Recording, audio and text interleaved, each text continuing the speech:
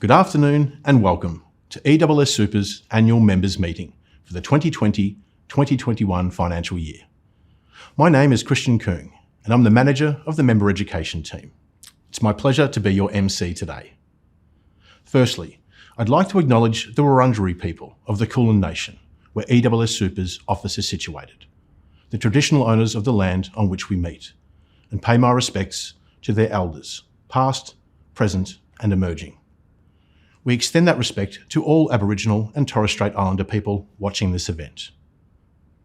Thank you all very much for joining us. We appreciate this opportunity to connect, update you on the fund, and most importantly, answer your questions. We'll hear from three speakers today: Joan Fitzpatrick, the Board President, David Daly, the Acting CEO, and Daniel Sellerton, the Head of Investments. We've recorded these formal presentations. They'll be followed by a live question and answer session with a broader panel of experts. The board members of ESSSuper are present this afternoon, along with our executive team and our actuary and auditor, PricewaterhouseCoopers, represented by Catherine Nance and Nicole Oborn. Thank you to everyone who submitted questions in advance. If you'd like to ask a question during the meeting, please use the questions bar on the GoToWebinar control panel. We'll try and get through all of your questions today. If we can't, please don't worry. We'll post answers to every one of them online in the next 30 days, together with a recording of this meeting and the minutes. Please note we can't answer any personal questions or give you financial advice. If you do have questions of a personal nature, please give our Members Service Centre a call. They'll be happy to help. If you do have a question related to financial advice, we can refer you to our ESSSuper financial planners. I'd now like to introduce our Board President, Joan Fitzpatrick. Qualified as a barrister, Joan has over 20 years' experience working as a non-executive director across a range of industry sectors and more than 35 years commercial business experience, gained in Australia and overseas. She joined the ESSSuper board in February 2016 and brings a deep understanding of business, strategy, risk, governance and capability to the fund. Welcome, Joan Fitzpatrick. Thank you, Christian. I'd like to welcome all ESSSuper members to our annual members meeting. I'd also like to acknowledge my fellow board members who are here this afternoon. I speak on behalf of the entire ESSSuper board when I say we appreciate the trust that you, our members, place in us and this fund. And we're committed to doing all in our power to help you achieve the comfortable retirement you deserve. With the global pandemic throwing day-to-day lives into turmoil, it's been another challenging year. You, our members, have of course been on the front line of the response to COVID-19, supporting our communities despite heightened risk to yourselves. At ESSSuper, we are deeply grateful for everything you do to protect the health and well-being of all Victorians, and we are humbled and proud to serve you. For the entire ESSSuper team, this translates into a strong sense of purpose, a deep commitment to protecting your wealth and retirement dreams, and a set of values that genuinely guides how we operate. This has never been more evident than in the ways staff have adapted to the new normal, working hard to maintain service levels while operating remotely and continuing to prioritise members' needs.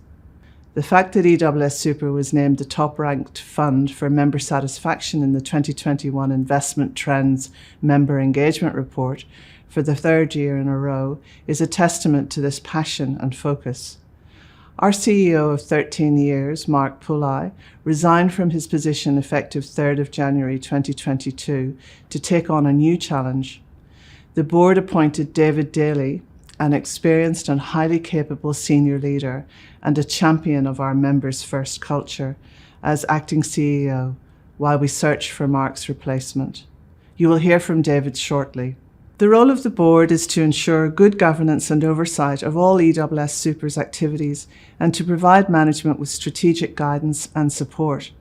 As we look to the future, Our commitment is to continue to deliver great outcomes for members amidst a changing industry, changing member preferences and expectations, changing regulatory settings, and a changing competitive landscape. Together with management, we've developed a 5-year strategic roadmap that sets out how ESSSuper will navigate this change and give you confidence your retirement savings are in the very best hands. We have just taken a critical step on this journey and transitioned our administration services to Australian technology company Iris to further improve the services we provide you. Our new systems will deliver a range of benefits you've told us are important, including better online functionality, transaction speed, and security. Perhaps even more importantly, outsourcing administration means we at ESSSuper have more capacity to focus our efforts on you, on providing dedicated support where required, and delivering the best possible superannuation outcomes for you. Before I hand back to Christian, I'd like to take this opportunity to thank all our stakeholders for their support, our board members for their wise counsel, and of course, the ESSSuper team for their hard work and deep commitment to members. And I would like to sincerely thank you, ESSSuper members, for your trust and confidence. You are and will always be front and centre of our decision making, and your retirement outcomes the number one priority. Thank you very much, Joan. Our next speaker is the Acting Chief Executive Officer of ESSSuper, David Daly. David joined us as General Manager of Member Engagement in 2018 and was appointed Acting CEO in December 2021. He has more than 29 years of experience in financial services, with over 18 of those in superannuation. Here to provide an overview of what the fund is delivering for members, welcome David Daly. Thank you, Christian. I'd also like to welcome everyone joining us this afternoon and add my sincere thanks for the incredible work many of you do every day to protect our health and well-being, to educate our children, and to keep our community safe. I and the rest of the ESSSuper team are proud to serve you and are absolutely committed to doing all we can to protect your wealth and retirement dreams. Today, I'd like to talk a little bit about our investment performance, about what we're doing to support you with high quality education and advice, and how we're evolving to take member service to the next level. I'd like to share some of the initiatives we've got planned to prepare the fund for the future and ensure we continue to deliver for you. And I'll touch on some of the policy changes that have occurred over the last year or so and how they might impact you. Firstly, I'm pleased to say that all of ESSSuper's investment options met their investment objective last financial year. Our Head of Investments, Daniel Selutine, will talk about our investment performance in detail a little later on, so I won't cover it off here. I would, however, like to share the principles that underpin our strong track record of achieving above average returns with less volatility than the broader equity market. Popular investment options can be just as liable to downturns. That's why we don't get distracted by the big trends or get lured into popular ventures. We stick to a designated and reliable investment model that might not hit the highest peaks, but aims to better avoid the troughs. We'll never put all of your eggs into one basket. Instead, we invest in a variety of assets that generate long-term results. We choose responsible investments that have a conscience. Environmental, social, and governance risks and opportunities are important factors in our investment decision-making process. We allocate every expense carefully and wisely. And I'm proud to say that as a result, we've been able to deliver a significant 30% reduction in investment fees. We've now turned our attention to reviewing and reducing our administration fees as well. We recognise that financial returns must be matched by high levels of service, and this also continues to be a focus for us. Last financial year, our member education consultants completed more than 7,500 virtual appointments, providing information, answering questions, and helping members plan for retirement. We expanded our webinar series, further tailoring content to explain the intricacies of your fund. And we increased the size of our link authorised member advice team, allowing us to provide personal financial advice to 10% more members than in the previous year. Our Member Service Centre also implemented a new world-class telephony system, enabling us to provide additional services you've asked for. Whilst our main motivation genuinely is helping you achieve the comfortable retirement that you deserve, it was nevertheless pleasing to see our member focus recognised through a number of respected industry awards. As Joan mentioned, we were named the top-ranked fund for member satisfaction in the 2021 Investment Trends Member Engagement Report for the third year running. I'm proud to say that we've achieved this ranking in 7 of the last 9 years. In addition, superannuation research company Super Ratings rated ESSSuper's accumulation plan as platinum in the top 25% of funds for the 12th year in a row, and our income stream as platinum for the 13th year running. Rest assured, we will never stop striving to improve further and to serve you better. This month, we achieved a significant milestone in our plan to take member service to the next level when we successfully transitioned our administration services to Australian technology company Iris. The final stage of this project involved decommissioning our existing platforms, transferring all of our data to the new system, and completing testing. We implemented a limited services period while we did this, during which time Members Online wasn't available, and most transaction processing was delayed.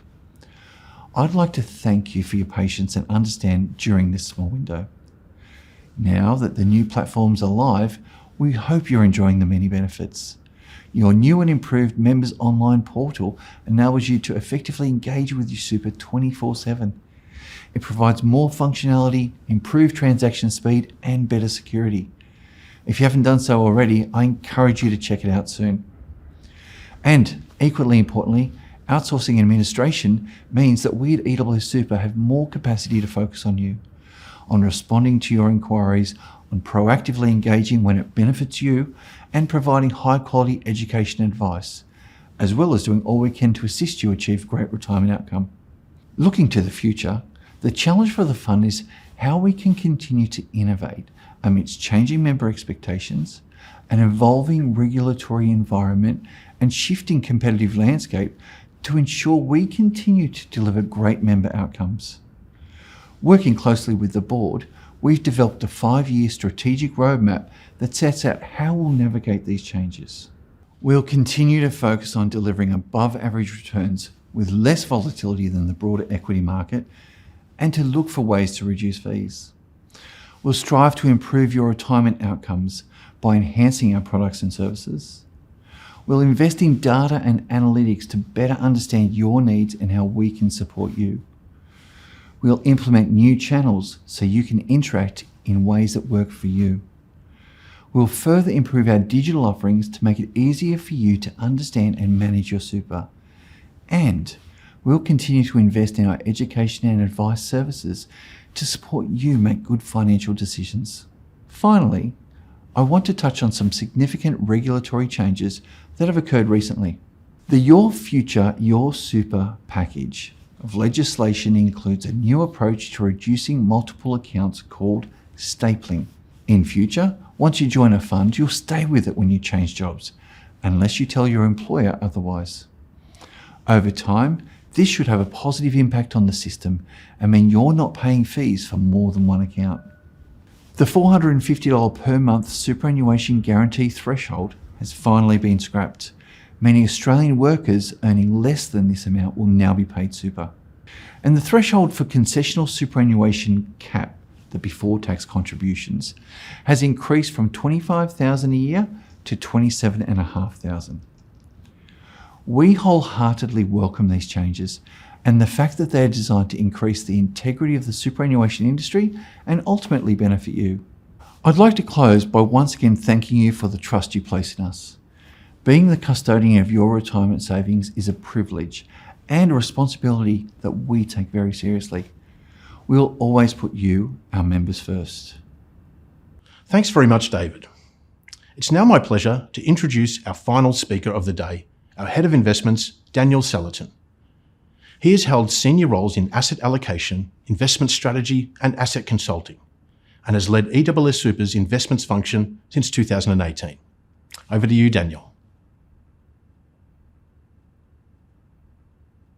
Good afternoon, everyone, and welcome to ESSSuper's annual members meeting. My name is Daniel Sellerton, and I head up the internal investment team responsible for managing the accumulation and income stream investments. As many of you will know, your accumulation and income stream accounts with ESSSuper are subject to the ups and downs of investment markets. Now, for anybody with a defined benefit account, your returns are guaranteed by the state government of Victoria, and so much of today's presentation may not apply to you, but will hopefully still be useful and interesting.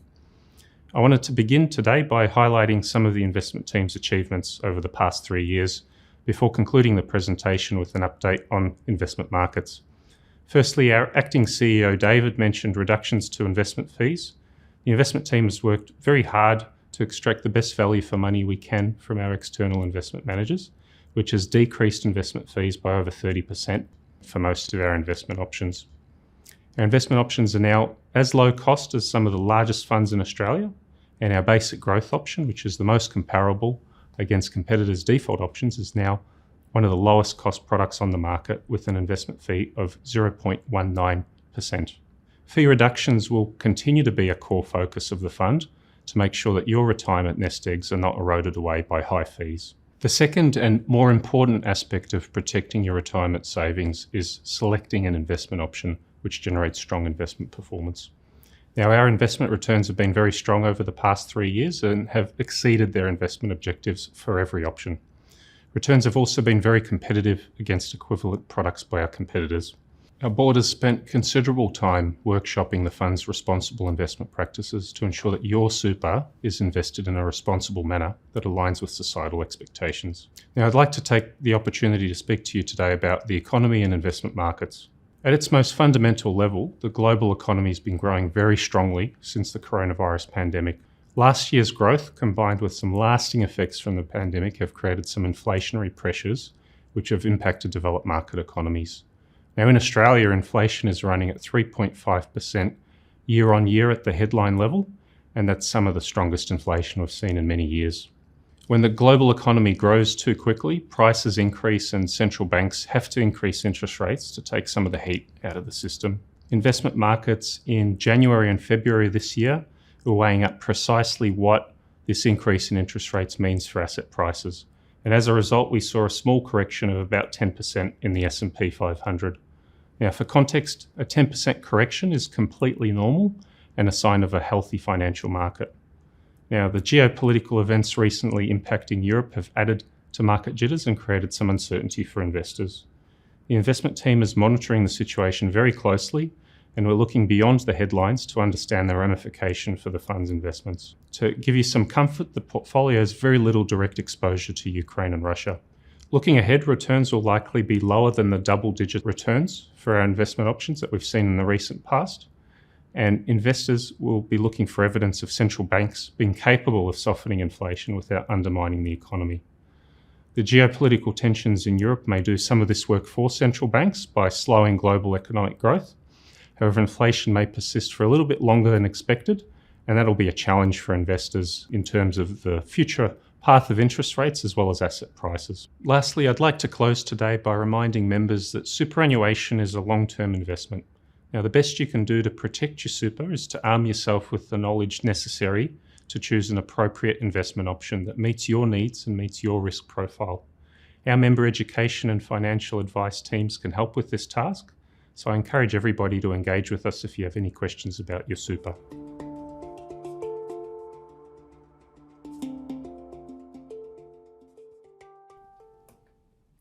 Well, thank you, Daniel. Now that concludes our formal presentations. We hope you found them informative. It's now time to hear from you in our live question and answer session. A quick reminder, if you'd like to ask a question, please use the question function located in the GoToWebinar control panel. Now, joining David and Daniel on our panel, we have Ben Mackay, Chair of the Governance Committee. We have Duncan Winton, General Manager of Member Strategy. we have Felicity Brasher, the Acting General Manager of Member Engagement. We have Liz Tromans, General Manager of Legal, Risk and Compliance, and Akshat Gore, General Manager of Trustee Services. I'd also like to welcome Catherine Nance and Nicole Oborn, who are representing us, our actuary and auditors, PricewaterhouseCoopers, the ESSSuper directors and the other members of our executive team who will be joining us online. As mentioned earlier, we'll endeavour to get through as many questions as we can today.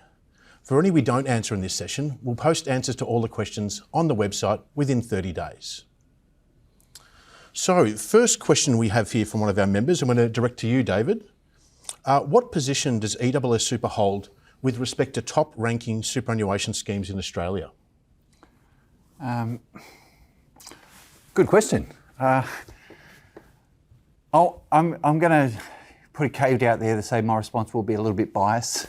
I think we're number one. Our fund we're in the top 20 funds in the country in terms of size. Super Ratings, as I said earlier, rated us platinum for 13 years running. So in terms of what we're delivering for members, we are right up there. Our fund delivers products that are quite different to many in the market though. So we're one of only two, I believe, funds that have an open defined benefit they're offering members, which is a really unique and complex product. So we're quite different. And our focus on member education, member advice and member outcomes, I believe is second to none.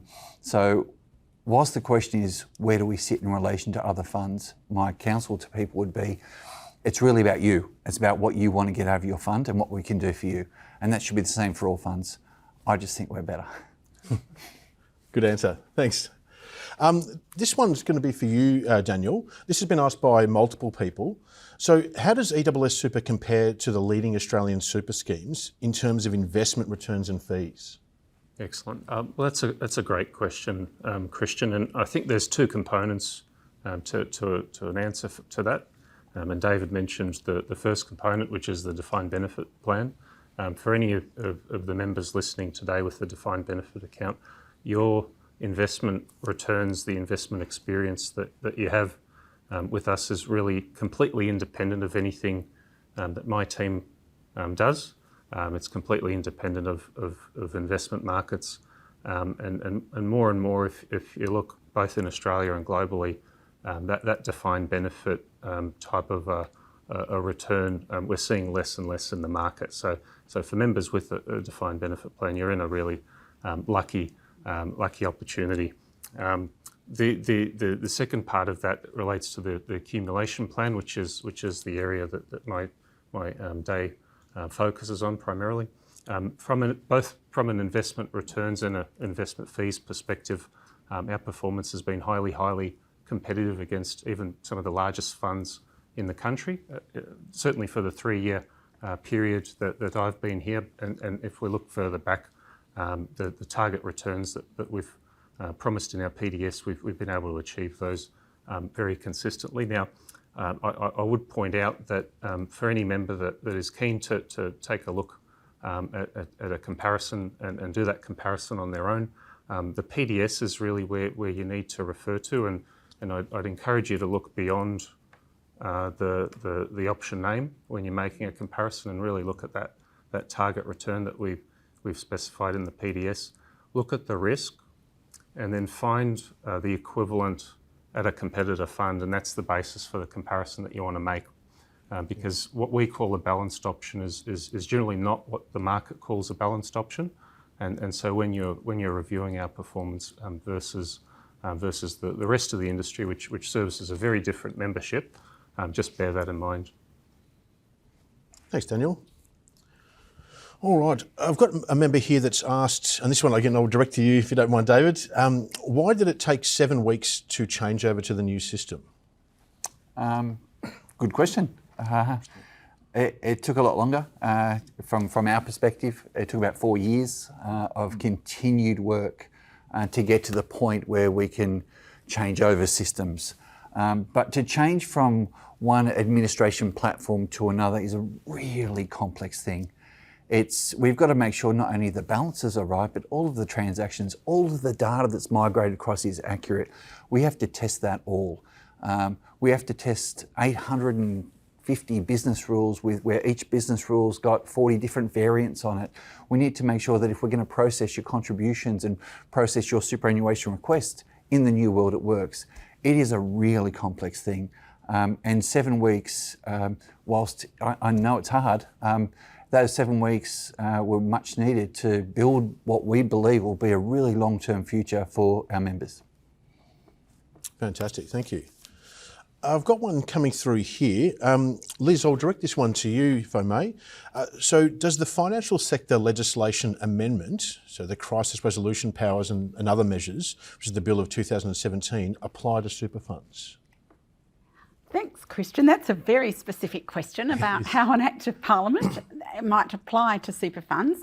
I can say, in short, that Act doesn't apply to superannuation funds. It actually applies to the banks and general and life insurers. What I can say, though, is that recently there's been a discussion paper issued by APRA, that's the regulator of most super funds, not our fund, but generally the superannuation sector, and it talks about what can superannuation funds do to be prepared for a crisis. So the general public and industry associations have been invited to comment by the end of April on APRA's discussion paper.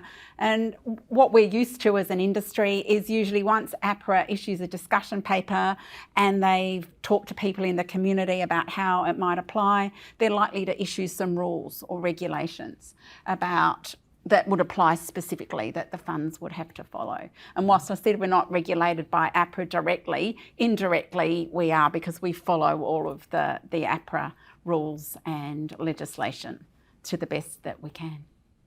Fantastic, thanks Liz. Okay, I've got one here. It's another investments question, so I'll throw it to you, Daniel, and this has actually been asked by a number of people here. So what is the environmental impact of the investments made through ESSSuper, and what principles are considered when investing? Yeah, absolutely. Happy to talk to those. Yeah, those issues. The board, our board, on an annual basis, reviews and sets investment principles. We've got 5 investment principles which we provide in a summarised form in our PDS materials.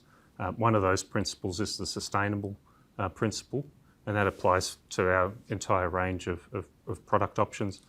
We've got one option which is the ethically minded option, and that's specifically geared towards members that would like a heightened focus on certain issues, and they're comfortable making some compromises around investments in fossil fuels, investments in areas such as nuclear armaments and things of that nature. That option explicitly excludes those investments. In a more broader sense, we do have a responsible investment policy. The last 3 years that I've been here, and certainly I think for the next period ahead, there's been a very heightened focus on specifically working to enhance and uplift that policy. So looking at climate change as one of the emerging issues in particular. In the last 3 years, we've implemented a process specifically to model the impact of climate change when our board considers investment strategy. And that's done every year. Last year, as part of our annual program of asset class reviews, we've incorporated climate change risk assessment literally in every investment that we've made across the fund. And looking at the year ahead, we've committed time now with our directors to do a deep dive into climate change as one of the ESG issues, but more broadly we are looking at, and when I say ESG, I mean environmental, social and governance issues, and they involve a myriad of issues, and it's an evolving space which we've committed to increasing in focus in the period to come. Fantastic, thanks Daniel. There's one here that I've picked out which is actually in relation to the defined benefit fund, so I might actually take this one. So it says here, the defined benefit fund is a great product, however I signed up to it when the government mandated superannuation contributions were 9.5%. So those contributions are now 10% and rising. What is ESSSuper doing to keep the defined benefit funds competitive? Yeah, look, it's a really interesting question. Firstly, I agree the defined benefit fund is an excellent fund.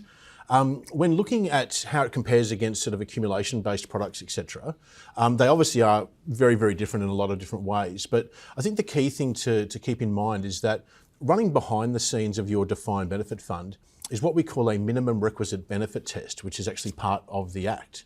And in short, it actually does a comparison to say, if this was in a normal superannuation fund getting SG contributions and sort of staying in line with the SG changes over time since it first came in, how would it compare?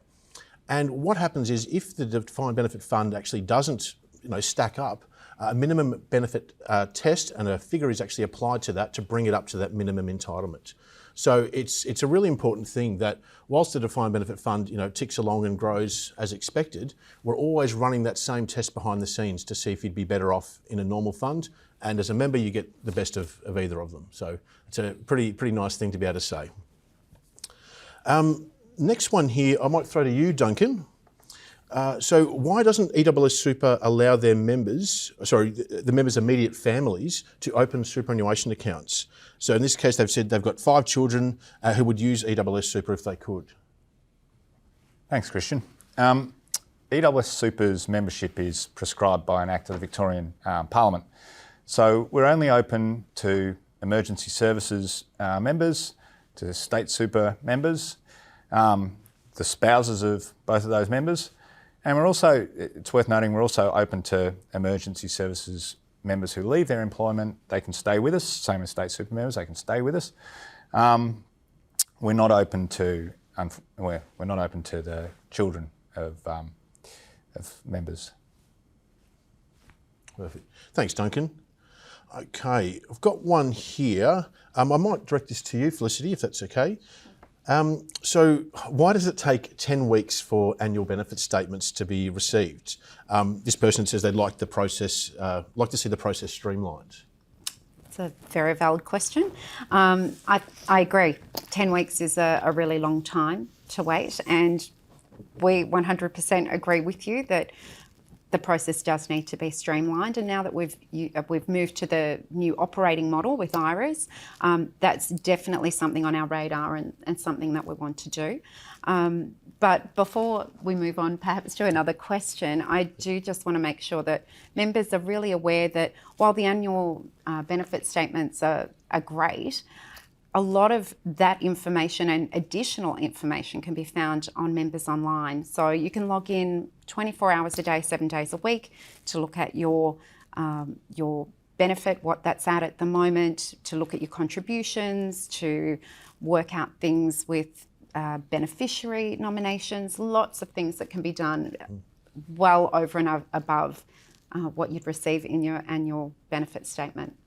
Fantastic. Thank you. That's great. All right, I've got one here.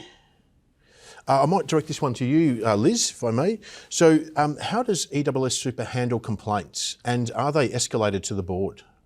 I can answer that on behalf of the whole organisation, which takes complaints very seriously.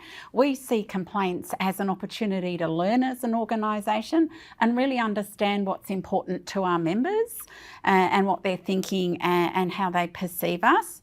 So how we actually deal with them, we can direct you to the website where we actually set out under Contact Us the process for lodging a complaint. We register all our complaints and we follow up with our members individually about them, either in writing or if it's over the phone, we'll be speaking with them. And complaints are visible to all people in the organisation. As I said, really important that we take on board what members are thinking and address any systemic issues that we might identify as a result of that. And our board also is very aware of the complaints we provide, reporting to the board.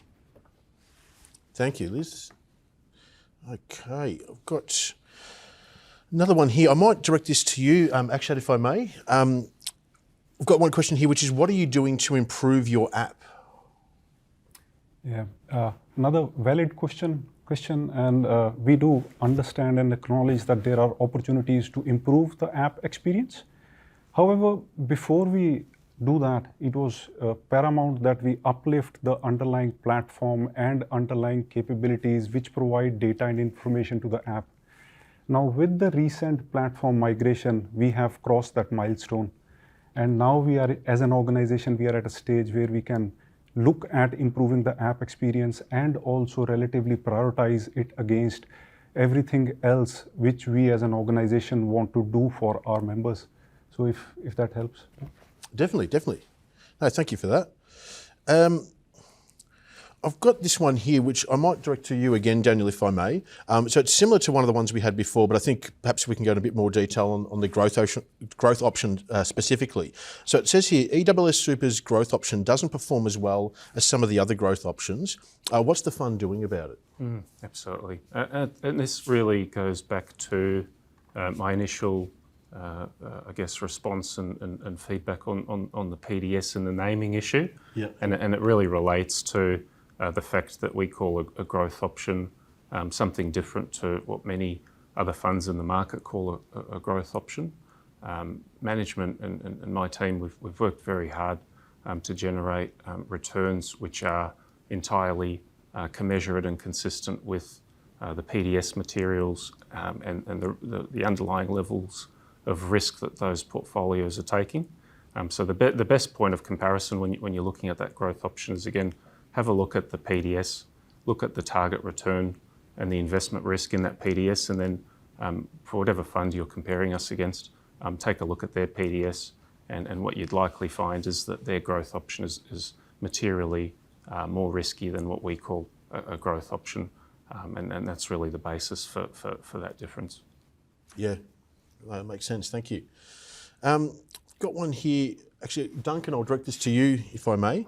So how does ESSSuper gauge member views? Is there a system in place for regular member input? Thanks, Christian. Yeah, ESSSuper gauges member views in a variety of different ways. Every time a member interacts with the fund, be it through the website or a call centre or uses the Assist Me platform, surveys are triggered, and we get an understanding of member sentiment through them.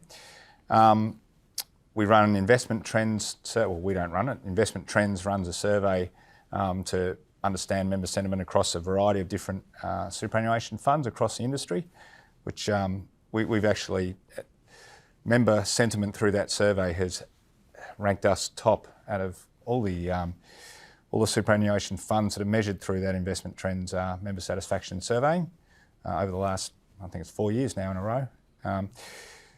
We also get feedback through the call centre. We have speech analytics through that, where we can pick up, again, member feeling and a sense of the sentiment there. And all of our member-facing teams provide feedback after each interaction. Thanks, Duncan. This one, I've got no choice but to send this back to you again, Daniel, but this is obviously quite topical at the moment. As a fund, how much exposure do we have to Russian assets? At the moment, the direct exposure to 1 decimal place is 0, to 2 decimal places it's 0.02. The situation as it's developing, we're monitoring it very closely, but the real kind of economic impact is for our members is more so to Europe than to Russia or Ukraine, but it's an area of active focus and active attention for us. Thank you. This one I might throw to yourself, David. So why are you moving your systems to Iris? It's a pretty big question. Yeah, wow. Yeah, that's a good one. Why is it's so important. We, for a long time, have had infrastructure that, whilst did the job that it was originally designed to do, we felt did not deliver on what members expect now and into the future. We went to market to find the best provider for a solution that will enable our members to interact with their superannuation much more effectively. It will enable us to grow and become a really strong digital fund. We're still doing all of the member-facing stuff as well, but that digital gap that we had is something that we need to fill. That was one of the key drivers. Members could switch once a month. You told us by the 20th day of 1 month you could engage a switch that was effective the following month. And that's not good enough. Now members can switch every day. So that type of accessibility to manage your super was important, and accessibility for our membership base, which has got a lot of members that work shift work, a lot of members that are in the classroom all day and find it a real challenge to speak to us 9 to 5. We want 24-hour access for our members, and our solution didn't do that. Now we could have outsourced that solution to a number of providers in the market, but why Iris specifically was that Iris have got a really strong capability for digitisation, and that has been proven in the market and proven by the work that we've done with them over a very long period to get us to where we're at now. Now there are other administration providers that do it manually, and I'm not saying that's a bad thing, but for us, for our fund, for our members, and what you need, we feel that a digital solution is much more right for us and for our members. Thank you. A very, very comprehensive answer. So we've got quite a few questions coming through, which is excellent. So, please keep sending your questions through. That's what we're here for. I'm just going to change it up a bit. I'll send this one to yourself, Ben, if I may. So the question here is, what's the composition of the board, and how does it strengthen governance? Yeah, thanks for the question. So our board's very different to the board of most other businesses. So we clearly represent members. That's what we're here to do. So our board's made up of 12 people. There's a split 6 between government and 6 member elected members. I'm actually a firefighter even today. I was at the fire station a bit earlier today actually. So we get that direct engagement with the members every day, and we're able to feed that back into the business. So, the governance process around that allows us to have the government, who are in essence backing the fund, as well as the members that can directly feed experiences that they have, concerns that they have, straight into something like a board. I'm not too sure of any other business that would operate that the employees or the members actually have that direct contact with someone on a board. So it's an amazing setup. A board should be all about diversity of thinking, and what a better way of getting diversity through having the members. So we have teachers on our board, we have a firefighter, police officer, an ambulance officer, someone from the CPSU. The government appointed directors also bring a level of business acumen that might not be present with members. Member elected representatives. So the diversity that brings to us is a huge benefit that I see, and I think our results sort of show that with our member scores around when we measure the member satisfaction within the business. Excellent. Thanks, Ben. Yeah, it is a very unique composition there. We've got one here. I'll throw this one to you, Daniel, again, very popular today. So is ESSSuper planning to invest in cryptocurrencies? That's a great question. That's another great question. So cryptocurrencies are sort of a modern day conception of what we've had for a long time, which is just currencies. We use currencies functionally as a means of international exchange. So when you travel overseas, you pay for goods and services in the local currency. The fund has holdings in foreign currencies, so US dollars, Japanese yen. We generally don't invest in Japanese yen or US dollars with a view of speculating on whether the price of Japanese dollars or US dollars or Japanese yen goes up and down. Cryptocurrencies fall into the same bucket. There is no kind of underlying driver of economic return that makes cryptocurrencies a good investment or a robust institutional investment. That may change in the future. They may grow in popularity. They may become a more recognised, more well-supported means of exchange, and then you'll see that added to the fund. But at the moment, where they're at the moment, the market is relatively early on in its day, and we're monitoring it very closely. But at the moment, there's no immediate intention to invest in cryptocurrencies. Thank you. I've got a question here. I might throw to yourself, Duncan. So who is the fund's insurer, and is it owned by ESSSuper? Thanks, Christian. It's not owned by ESSSuper. The defined benefit's insured by the Victorian Government, and accumulation member insurance comes from AIA. Okay, thank you. We've got another question about the defined benefit fund, so I might take this one again. So the question is, why can't we increase the amounts we can contribute to the defined benefit? So again, a really good question. The defined benefit funds, again, depending on which one you are, if you have the choice of contribution, so let's look at a new scheme member, an emergency services defined benefit fund member, someone like that, they actually have set contribution rates. It's actually defined by the Act by which we're bound. So we have set contribution rates which determine the rate of accrual each year. So you have the ability to move between those rates, but you don't have the ability to go outside of those rates. They're actually set by an Act of Parliament. Okay. All right. I've got one here. Again, I'll have to throw to you, Daniel, for this one, but what impact will higher inflation have on superannuation returns? Yeah, inflation's a great question. It's something I think worthy of a bit of discussion.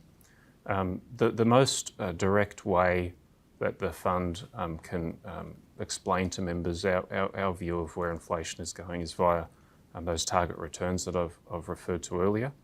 So in setting those target returns, the board considers inflation as well as the other side of that equation, which is what investment markets, and we set for each investment option a target return. Some of you may be aware in the recent period that process has led to some of those target returns decreasing in the recent period. That is in part a reflection of what's happening in inflation. Really from the global financial crisis of 2008 to today, we were in a period where investment markets and economies were struggling to generate inflation.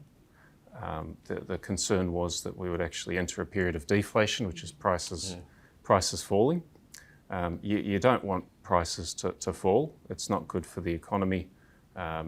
If you consider your own situations, if you're looking to purchase a car and the general price level in the economy is falling, well, you're incentivized to not make that purchase, which is just not good for economic activity. So generally, countries try to run a positive inflation rate, but they don't want it to be too high. With the coronavirus pandemic, we saw some supply side constraints which have manifested themselves in higher than expected inflation. That inflation's been pretty sticky, so it's lasted a little bit longer than many in the market will have expected. The kind of adding another, I guess, a bone to the mix is the recent events in Europe that will have an inflationary impact. That's a supply side impact. So that's basically our ability to purchase petrol, our ability to fuel economic activity and economic growth will be impacted by rising oil prices, by rising energy prices. The flip side to that is fundamentally the economy is quite strong, particularly in the United States, but also in Australia. So there is a demand component to inflation as well, which is generally people have kind of gone through a period with COVID. In Australia, there's been quite heavy lockdowns, and they've kind of come out the other end, not being able to spend some discretionary income on holidays and services. They've spent some of that money on goods, and that's led to some good inflation. Where we think it'll land in the next little while is quite hard to predict. We think the level will be certainly higher than it's been in the last, I'd say, 10 years. But we also don't expect it to remain at the current year-on-year run rate, which is really quite high. So I think for members looking to determine what that means for themselves, I think the PDS materials and those target returns, which are net of inflation, those are really good indicators of our best estimate of where we think things will go. Thank you, Daniel. We're getting a few questions through here, but a lot of them are actually what we'd consider personal advice, so they're obviously member-specific circumstances. So we're not going to be able to answer those in this forum, but we'll certainly get written responses out to each of you in due course. I do have one here, which I might direct to yourself, David. So what's ESSSuper's view on the potential impact on members of the significant merger and acquisition activity in the superannuation space? Yeah, there's a lot. If you've been watching superannuation, there's a lot of M&A, merger and acquisition activity occurring. There's probably a couple of parts to this. I think firstly, from a superannuation perspective, this is a good thing. This is funds ensuring that they perform for their members. This is ensuring that we've got a superannuation system in our country that delivers on retirement in our country. So holistically, this is a good thing. In terms of the impact on our members, while we're a bit to the side of it, based on the unique nature of this fund, what it does do, and what I'm hoping, and we're all hoping it will do, is it increases the performance of funds across the board. And that natural competitive nature means that all funds will increase their performance. All funds will increase the level of engagement that they have with their members and the success they have in that space. All funds will increase the performance they have with their investment returns. All funds will improve their performance in terms of how intuitive and effective systems are for members to use. So I see a lot of positives out of this. There's another part too, and this part for me is about the nature of superannuation to an extent. So there is industry superannuation, retail superannuation, and us, I guess.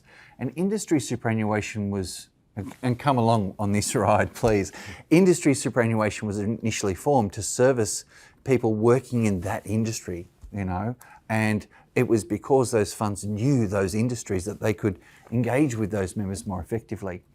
With merger and acquisition activity and with no contestability and open superannuation services, the industry funds across our country are now open to anybody, which dilutes their effectiveness, in my opinion, of being an industry-specific fund. And that's another thing. I'll go back to the first question you asked, how do we sit in comparison to other funds? Whilst we're not labelled an industry fund, we're one of the only true industry funds left. We are absolutely dedicated to the verticals that we serve, to emergency service, to state workers, and it comes out in our staff as well in terms of how unyielding they are and their commitment to their members. And I think that culture that we've got helps us drive more competitive nature in terms of our fund and our fund's performance. So, and I know that was a long way around, but I think overall it's a good thing for superannuation, this merger activity that's going on, and it will drive more competitive performance across the board. And I'm very proud that we are truly focused in our industries. Thanks, David. That's great. All right. Look, we've only got sort of one question here, and I'm not sure if you're going to be comfortable to answer this one, Daniel, but it basically says, which accumulation fund product would Daniel recommend that his mother invest her super in? So I don't know if we can answer that one in this forum, but I thank you for the question coming through. I assume you don't want to take that one. Yeah. So look, that's all the questions we've had coming through. So that concludes the question and answer session, and of course our first annual members meeting. So I speak on behalf of all of us at ESSSuper when I say that we feel privileged to serve you and are deeply committed to doing everything we can to help you achieve the best possible retirement outcomes. I hope we've given you a sense of that this afternoon. Thank you all very much for joining us, and goodbye for now.